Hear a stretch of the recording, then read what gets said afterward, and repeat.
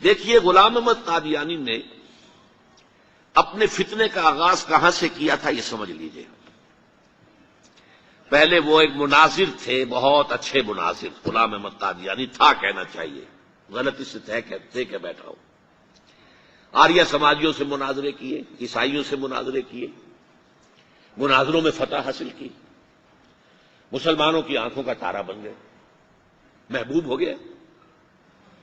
اس کے بعد اس نے ایک فتنہ چھوڑا، ایک شوشہ چھوڑا، نبوت اور وحی تو رحمت ہے، رحمت کیسے بند ہو سکتی ہے؟ وحی تو انسانوں کی ہدایت کے لیے ہے، انسان ختم نہیں ہوئے وحی کیسے ختم ہو جائے گی؟ دیکھیے بظاہر یہاں دلیل ہے، اٹ اپیئرس کنونسنگ، بات سمجھ میں آتی ہے، یہیں سے یہ حل مل جائے گا آپ کو۔ کیا وجہ ہے کہ بڑے بڑے اعلیٰ تعلیم یافتہ لوگ جو ہیں اس کا شکار بن گئے؟ دنیا میں ایک ہی مسلمان نام کا سائنسدان جو ہے وہ آیا ہے ٹاپ پر، وہ قادیانی۔ ایک ہی مسلمانوں کا نام رکھنے والا جو ہے وہ international court of justice Hague کا جو ہے جج بنا ہے، وہ کون؟ قادیانی۔ ڈاکٹرز قادیانی، انجینئرز قادیانی، بڑے بڑے۔ یہ کیوں؟ یہ بات ایسی تھی کہ جو بظاہر دل کو اپیل کرتی ہے کہ جب حضرت آدم سے کہا تھا اما یاتینکم منی ھدی فمن تبع ھدای فلا خوف علیہم ولا هم یحزنون، انسانوں کی ہدایت کے لیے وحی کا راستہ کھولا گیا۔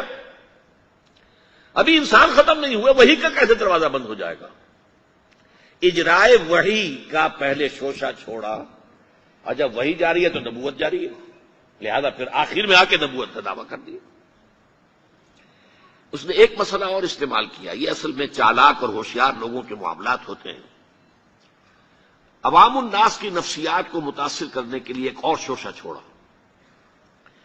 دیکھو یہ کیسے ہو سکتا ہے، ہمارے نبی حضرت محمد صلی اللہ علیہ وسلم وہ فوت بھی ہو گئے، دفن بھی ہو گئے، زیر زمین دفن ہے، اور عیسیٰ ابن مریم وہ آسمان پر اٹھا لیے گئے، وہ آسمان پر ہے، کیسے ہو سکتا ہے؟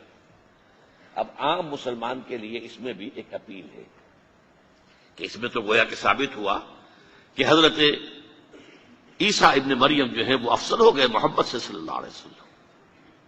یہ ہیں وہ چیزیں کہ جن سے حالانکہ افضلیت کا اس سے کوئی تعلق نہیں۔ اصحاب کہف اگر 300 برس تک سوتے رہے تو اس میں کون سی افضلیت ہو گئی؟ کوئی افضلیت کا سوال نہیں۔ اس اعتبار سے حضرت عزیر کو اگر 100 برس تک مردہ رکھ کر اللہ نے دوبارہ زندہ کر دیا، کون سی افضلیت اس میں ہو جائے گی؟ اللہ کی قدرت ہے، اللہ کر سکتا۔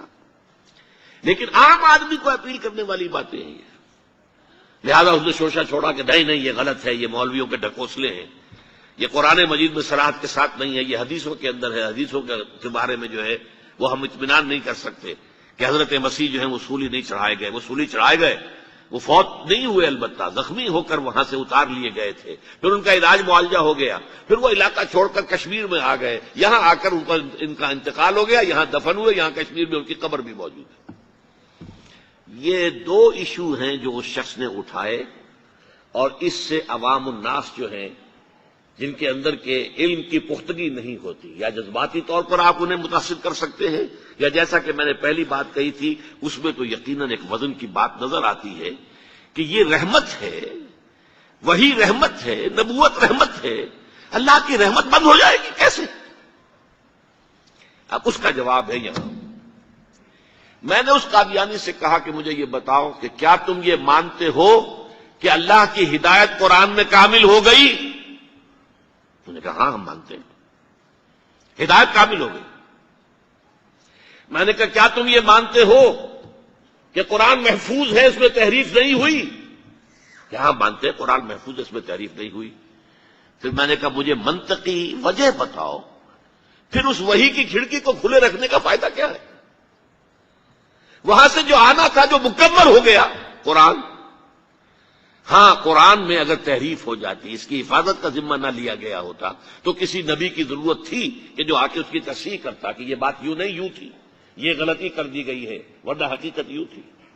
منطقی اعتبار سے ایک حاجت، ایک جواز پیدا ہوتا ہے اس وحی کے جاری رہنے کا اور نبوت کے جاری رہنے کا، بشرطے کہ ان دو باتوں میں سے کسی ایک کو مانو. یا تو یہ کہو کہ ہدایت قرآن میں مکمل نہیں ہوئی، اور یا کہو ہو تو گئی تھی لیکن قرآن جو ہے گم ہو گیا، قرآن کے اندر تحریف ہو گئی، وہ اصل قرآن نہیں ہے.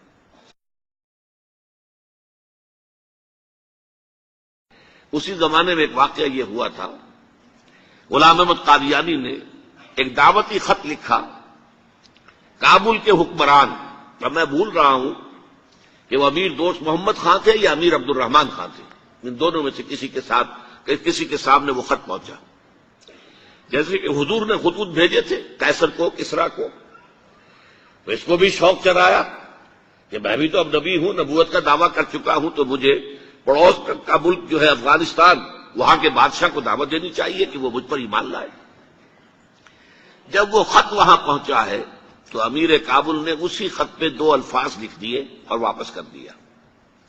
الفاظ کیا تھے؟ ای جا بیا، یہاں آؤ ذرا اور یہاں آ کر تم دعویٰ کرو نبوت کا. یہ تم انگریز کی چھتری تلے بیٹھے ہوئے دعوے کر رہے ہو، انگریز کے سائے تلے جو ہے، اور انگریز جو ہے تمہیں سپورٹ کر رہا ہے. تم نے جہاد کو جو ہے ختم کر دیا، دین کے لیے حرام ہے اب دوستوں قتال، حرمت قتال. انگریز کو اور کیا چاہیے تھا؟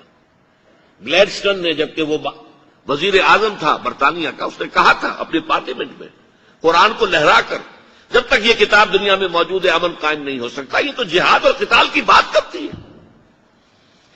تو ان کو اور کیا چاہیے تھا کہ اگر کوئی اس قتال کو ختم کر دے، منسوخ کر دے، اور مسلمانوں میں سے جذبہ جہاد اور قتال فی سبیل اللہ کو نکال دے، تو اس سے بڑی اور کیا خدمت ہوگی. لیکن یہ کہ اگر تمہیں یہ دعوت دینی ہے تو ذرا یہاں آؤ، ای جا بے آ، یہاں آ کے یہ دعوت دو مجھے، تاکہ تمہارے 14 طبق روشن ہو، تمہیں معلوم ہو کہ اس دعویٰ کرنے کا مطلب کیا ہے.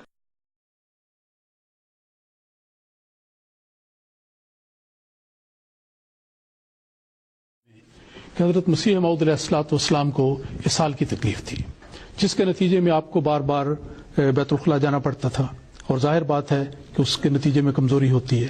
تو یہ سلسلہ چلتا رہا اور آخر میں یہ نکاحت اپنی انتہا کو پہنچی اور آپ کا وہاں پر وصال ہوا.